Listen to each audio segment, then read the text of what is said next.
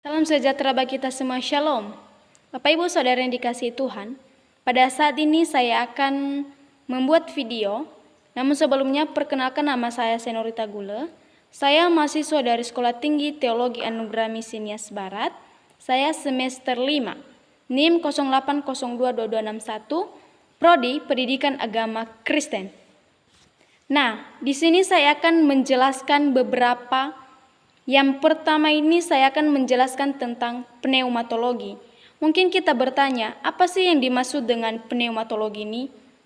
Pneumatologi ini berasal dari dua kata dalam bahasa Yunani. Yang pertama adalah pneuma, yang kedua adalah logos. Pneuma ini adalah angin, nafas, dan roh. Sedangkan logos ini berbicara tentang perkataan, ilmu, dan pengetahuan. Jadi, pneumatologi ini mempelajari tentang Roh Kudus. Mungkin kita bertanya, apa yang dimaksud dengan Roh Kudus? Namun sebelumnya, Roh Kudus ini bukan hanya dalam bahasa Yunani, tetapi ada juga dalam bahasa Ibrani, yang artinya adalah ruah, yang berarti angin, udara, hawa. Jadi, kalau kita artikan bahwa Roh Kudus ini berbicara tentang bagaimana pribadi ilahi. Mungkin kita bertanya, bagaimana Roh Kudus ini? Mungkin Roh Kudus ini kita tidak dapat melihat, kita tidak dapat buktikan, tetapi Roh Kudus ini kita dapat merasakan di dalam kehidupan kita. Terlebih-lebih ketika kita yang sudah percaya kepada Tuhan, maka kita dapat mengerti apa yang dimaksud dengan Roh Kudus ini. Roh Kudus ini memiliki beberapa sifat. Roh Kudus ini memiliki akal budi. Roh Kudus ini memiliki pikiran. Roh Kudus ini memiliki pengetahuan, emosi, dan lain sebagainya. Jadi, Roh Kudus ini memiliki segalanya, sama dengan manusia. Dan Roh Kudus ini juga memiliki karya-karya. Roh Kudus ini dia dapat mengajar. Roh Kudus ini dia dapat bersaksi. Roh Kudus ini dapat membimbing. Roh Kudus ini dapat meyakinkan. Jadi, Roh Kudus ini juga dia dapat memberikan ajaran-ajaran kepada kita sebagai orang Kristen yang sudah percaya kepadanya. Mengajari kita dalam hal-hal yang baik. Mengajari kita dalam berbagai apa yang isi hati Tuhan untuk kita sebagai orang yang sudah percaya kepadanya. Yang kedua, Roh Kudus ini dapat bersaksi. Bersaksi ini adalah memberikan kesaksian tentang kehidupan Allah. Bagaimana kehidupan Allah. Jadi dia bersaksi. Dia menyaksikan bagaimana ajaran-ajaran Yesus Kristus. Yang ketiga adalah Roh Kudus ini membimbing. Jadi Roh Kudus ini juga dapat membimbing kita ke arah yang benar. Roh Kudus ini tidak pernah mengajarkan kita untuk kita pergi dalam kesesakan. Tetapi Roh Kudus ini membimbing kita dalam perjalanan-perjalanan yang benar. Yang benar artinya bahwa dia menunjukkan kita untuk datang kepada Tuhan. Yang terusnya adalah Roh Kudus dapat meyakinkan bahwa Roh Kudus ini dapat meyakinkan kita untuk kita lebih percaya kepada Tuhan. Meyakinkan bahwa Tuhan itu adalah jalan keselamatan bagi kita orang-orang yang sudah percaya kepadanya.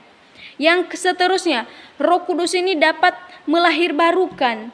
Jadi, Roh Kudus ini juga mengalami kelahiran baru. Telah dilahirkan oleh Roh Kudus. Ia telah dilahirbarukan oleh Roh Kudus sebagaimana Tuhan Yesus memberikan hidup kepada orang percaya. Jadi, Roh Kudus ini juga dapat melahirbarukan. Yang seterusnya Roh Kudus ini menjadi pendoa syafaat bagi kita.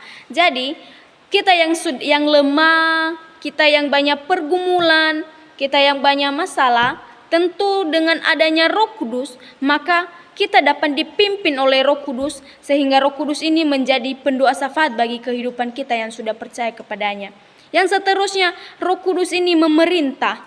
Roh Kudus ini juga bisa memerintah kita, memerintah ke arah yang baik. Seperti contohnya ketika ia memerintah Paulus dan Barnabas dalam memerintahkan kebenaran, dalam memerintahkan pekerjaan Allah, dalam memerintahkan visi misi Allah, sehingga nantinya Roh Kudus bekerja di dalam kehidupan orang-orang yang sudah percaya kepadanya. Yang seterusnya adalah posisi mengonfirmasikan personalitasinya. Yang pertama, Roh Kudus dapat didukakan. Jadi Roh Kudus ini tidak boleh didukakan sekalipun. Orang yang mendukakan Roh Kudus itu adalah dosa yang sangat luar biasa. Yang kedua, Roh Kudus dapat dihujat. Roh Kudus itu tidak boleh dihujat. Apa contoh dalam menghujat Roh Kudus ini adalah melawan Allah, tidak percaya kepada Allah. Dan itu adalah salah satu tindakan yang tidak baik. Yang seterusnya, Roh Kudus dapat ditolak. Dalam pembicaranya melawan ketidakpercayaan orang Yahudi, akhirnya meranjam dia dengan batu sampai mati. Stefanus menuduh mereka sebagai orang tegar tengkuk dan tidak bersunah hati, dan telinga selalu menolak Roh Kudus. Jadi, Roh Kudus ini dapat ditolak. Yang seterusnya adalah bagian C, keilahian Roh Kudus. Keilahian Roh Kudus tidak dapat dipisahkan dari doktrin Trinitas. Trinitas ini adalah 3 pribadi. Suatu penyangkalan akan salah satu berarti penyangkalan pada lainnya. Kepercayaan pada Trinitas mengharuskan suatu kepercayaan pada Roh Kudus. Sebutan Roh Kudus ini adalah membuktikan relasinya dengan Bapa dan Putra. Jadi, yang seterusnya adalah atribut-atribut ilahi Roh Kudus. Atribut-atribut ilahi Roh Kudus ini adalah melekat dengan keilahian. Hidup merupakan suatu atribut ilahi. Sebagaimana Bapa dan Putra memiliki hidup pada dirinya, demikian pula Roh Kudus memiliki hidup pada dirinya sendiri. Jadi, Roh Kudus ini juga dapat hidup. Roh Kudus juga ini dapat maha tahu. Dia juga maha tahu. Roh Kudus ini menyelidiki kedalaman Allah. Bagaimana kaitannya dengan Allah. Hal ini tidak dapat dipahami oleh manusia, tetapi Roh Kudus Allah mengetahui hal yang tidak dapat dipahami dan diselidiki oleh manusia. Jadi itu perbedaan kita dengan Roh Kudus. Manusia tidak dapat memahami, mengenal Allah lebih dalam lagi. Tetapi dengan kita ada Roh Kudus, maka kita dapat memiliki kemampuan untuk mengerti, mendalami bagaimana Allah yang sebenarnya. Yang ketiga, Maha Kuasa.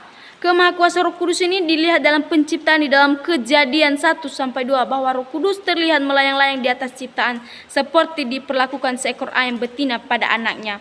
Jadi, Roh Kudus ini juga Maha Kuasa. Dia memiliki kuasa yang luar biasa. Sehingga nantinya ketika kita melihat bahwa dengan adanya kuasa Tuhan, dengan kita memiliki Roh Kudus, maka kita membuktikan, melihat bagaimana kuasa Tuhan dalam menciptakan dari Kejadian sampai seterusnya. Ketika kita melihat bagaimana penciptaan manusia dan penciptaan lainnya. Yang seterusnya, Maha Hadir. Jadi Roh Kudus ini juga Maha Hadir. Dia ada dimanapun. Dia ada di dalam kehidupan kita. Asalkan kita percaya kepada Tuhan, maka Roh Kudus hadir dalam kehidupan kita. Jadi, Daud menyerukan bahwa ia tidak dapat lari dari hadapan Roh Kudus. Kemahadiran Roh Kudus juga diajarkan di Yohanes, di mana Kristus mengajarkan bahwa Roh akan tinggal di dalam diri mereka semua, suatu informasi kemahadiran Roh Allah. Jadi, percaya, ketika kita sudah percaya kepada Tuhan, maka Roh Kudus itu hadir dalam hidup kita. Yang seterusnya kekal. Roh Kudus ini juga disebut kekal. Melalui roh kekal, Kristus menyerahkan dirinya sendiri tanpa celah pada Allah. Sebagaimana Roh Kudus mengambil bagian dalam kelahiran Kristus, dengan cara yang sama juga Ia mengambil bagian dalam kematian Kristus. Yang seterusnya kekudusan. Jadi Roh Kudus ini juga tidak cacat. Roh Kudus ini kudus di hadapan Tuhan. Salah satu aspek penting dari kelahiran adalah bahwa Allah adalah kudus, sama seperti dikhususkan dan dipisahkan dari dosa dan orang yang berdosa. Nama yang paling umum bagi Roh Allah adalah Roh Kudus. Jadi, Roh Kudus ini juga kudus. Yang seterusnya kasih. Nah, Roh Kudus ini juga memiliki kasih. Apabila Ia tidak memiliki kasih, maka Ia tidak dapat menghasilkan kasih dalam diri orang percaya. Jadi, ketika Roh Kudus tidak memiliki kasih, maka kita juga orang yang sudah percaya kepadanya, kita tidak memiliki kasih. Yang seterusnya adalah karya ilahi dari Roh Kudus. Karya ilahi dari Roh Kudus ini adalah mulai dari penciptaan. Beberapa bagian kitab suci meneguhkan bahwa Roh Kudus terlibat dalam karya penciptaan. Jadi, di dalam penciptaan ini, Roh Kudus terlibat dalam karya penciptaan. Roh Kudus terlibat dalam perencanaan alam semesta umum. Dia juga aktif dalam kaitannya dengan penciptaan bintang-bintang di langit. Roh Kudus bekerja dalam penciptaan segala jenis binatang dan dalam penciptaan manusia. Jadi, Roh Kudus ini adalah berkaitan dengan penciptaan. Yang seterusnya kelahiran Kristus. Roh Kudus ini terlibat dalam kehamilan Maria. Kalau kita melihat bagaimana perjalanan kelahiran Kristus, di mana pada waktu Ia dilahirkan oleh seorang Maria, Dia tidak punya suami, lalu datanglah Roh Kudus di tubuh Maria, sehingga nantinya Roh Kudus ini melahirkan natur manusia Kristus yang tanpa dosa. Yang seterusnya adalah inspirasi kitab suci. Ada suatu analogi antara Roh Kudus melahirkan kemanusiaan Kristus dan Roh Kudus mensubversi penulis kitab suci. Sebagaimana Roh Kudus terlibat dalam kehamilan Maria yang menjamin ketidakbersalahan kitab suci, penulis kitab suci dipimpin oleh Roh Kudus menjamin inspirasi di kitab suci. Karya Roh Kudus dalam inspirasi sama dengan karya dari Bapa. Yang seterusnya adalah regenerasi. Meregenerasi berarti memberi kehidupan. Roh Kudus menyebabkan kelahiran baru. Ia adalah prakasa kelahiran baru. Regenerasi oleh Roh Kudus merupakan kerjasama spiritual dalam reproduksi manusia di wilayah fisikal. Yang seterusnya adalah perantara. Roh Kudus ini adalah perantara bagi orang percaya. Bagaimana kita berjumpa dengan Allah? Ketika kita tidak memiliki Roh Kudus, maka kita tidak bisa berjumpa dengan Allah. Mengapa saya mengatakan demikian? Karena ketika tidak ada Roh Kudus memimpin kehidupan kita, maka kita tidak dapat mengenal Kristus lebih dalam lagi. Yang seterusnya adalah pengudusan. Orang yang percaya dipersatukan dengan Kristus lalu kemudian menjadi satu dalam Kristus. Tentu kita orang yang sudah percaya kepada Kristus, maka kita dipersatukan oleh Kristus. Yang seterusnya adalah penolong orang-orang kudus. Yang seterusnya adalah representasi Roh Kudus. Ada beberapa deskripsi dan penggambaran dari Roh Kudus di kitab suci yang secara jelas menggambarkan pribadi dan karyanya. Di sini juga ada beberapa pribadi dan karya Roh Kudus. Yang pertama adalah pakaian. Setelah kebangkitannya, Yesus memerintahkan para murid untuk menunggu di Yerusalem sampai kamu diperlengkapi dengan kekuasaan dari tempat tinggi. Diperlengkapi merupakan kata umum untuk pakaian memberikan pakaian sendiri orang lain. Allah melakukan untuk dia. Arti diperlengkapi dijelaskan dalam teks dengan frasa dengan kuasa para rasul harus di Yerusalem sampai mereka diperlengkapi. Yang kedua, merpati. Yang seterusnya adalah jaminan. Yang seterusnya adalah api. Yang seterusnya minyak, meterai, dan air, dan angin. Yang seterusnya adalah pelayanan Roh Kudus dalam perjanjian lama. Dalam Yohanes 3, Yesus menjelaskan kelahiran baru yang melibatkan regenerasi kepada Nikodemus, mengingatkan dia bahwa hal-hal itu telah diajarkan dalam Perjanjian Lama. Yesus kelihatannya menunjukkan pada Yezekiel bagaimana pelayanan Roh Kudus dalam Perjanjian Lama.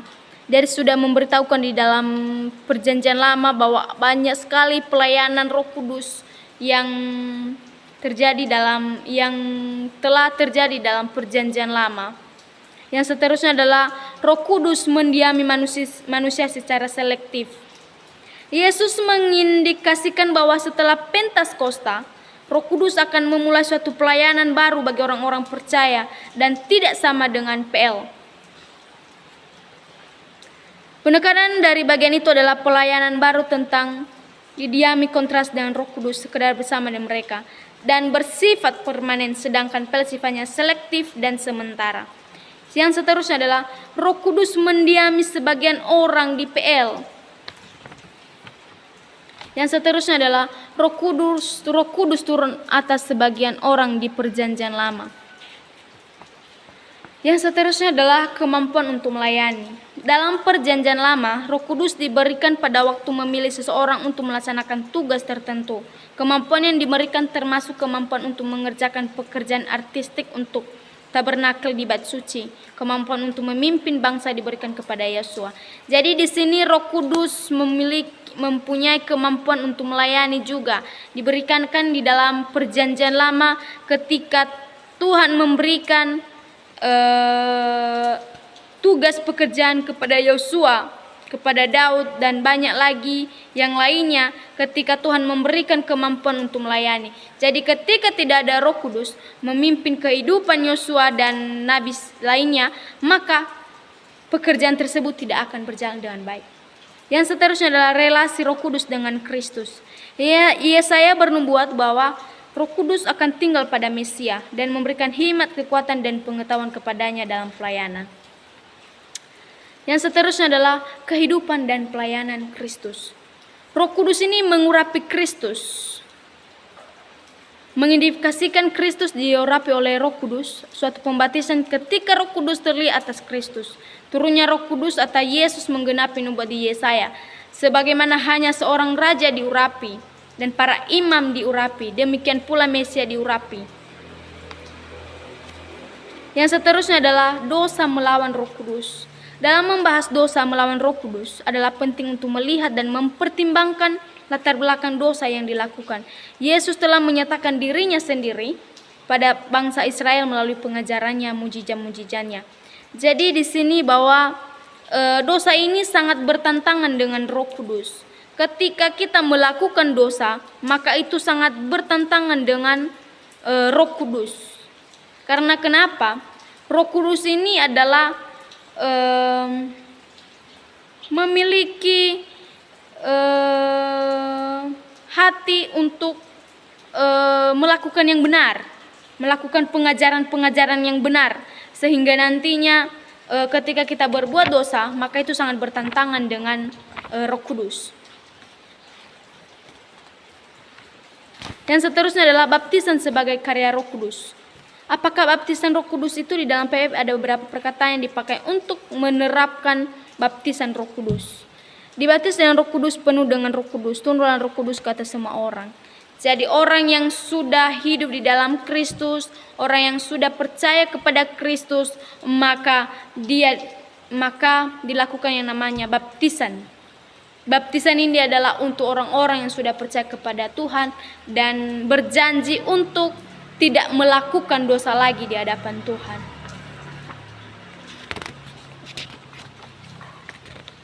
Yang seterusnya adalah penyertaan Roh Kudus.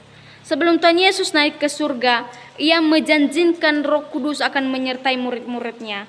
Jadi sebelum Tuhan Yesus naik ke surga, Roh Kudus ini berjanji bahwa Ia akan menyertai murid-murid Tuhan Yesus dan Ia menyertai orang-orang percaya secara permanen. Jadi itu adalah janji Roh Kudus kepada orang-orang yang sudah percaya. Bahkan Ia akan menyertai di dalam perjalanan, di dalam kegiatan apa yang mereka lakukan oleh murid-murid Yesus. Roh Kudus adalah suatu karunia, ya tentu. Roh Kudus ini adalah suatu karunia bagi kita orang percaya. Tentu ketika kita tidak percaya kepada Tuhan, maka kita tidak akan mendapat karunia. Yang seterusnya adalah Roh Kudus ini diberikan pada waktu keselamatan. Ya, tentu di sini bahwa Roh Kudus ini diberikan kepada kita pada waktu kita diselamatkan oleh Tuhan. Jadi tidak lari dari sini bahwa ketika kita sudah percaya maka Tuhan akan memberikan Roh Kudus kepada kita. Roh Kudus tinggal pada diri orang percaya, tentu. Lagi-lagi bahwa Roh Kudus ini tetap tinggal kepada kita orang yang sudah percaya kepada Tuhan. Yang seterusnya adalah karunia-karunia Roh Kudus. Ada juga beberapa karunia-karunia Roh Kudus di sini. Yang pertama itu deskripsi dari karunia-karunia rohani. Nah, di sini berbicara tentang rasul, nabi, mujizat. Bagaimana yang dilakukan oleh